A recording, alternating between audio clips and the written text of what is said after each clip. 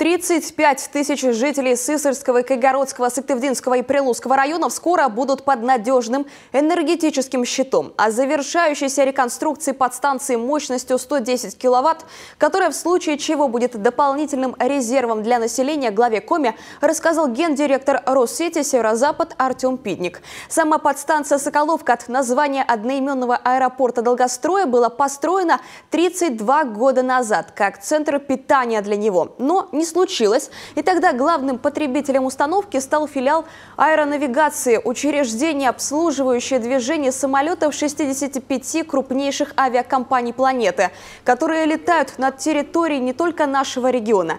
Пидник рассказал Сергею Гапликову о готовности компании к работе в условиях пиковых нагрузок. На сегодняшний момент все программы, все ремонтные программы выполнены на 100% по некоторым направлениям и более.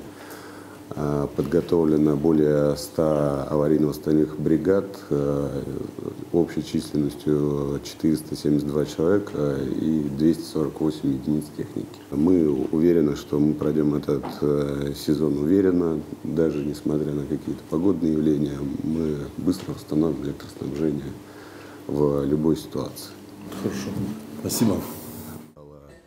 Глава поблагодарил энергетиков за эффективные взаимодействия и выразил уверенность, что серьезная подготовка энергетиков позволит минимизировать риски нарушений снабжения предстоящей зимой.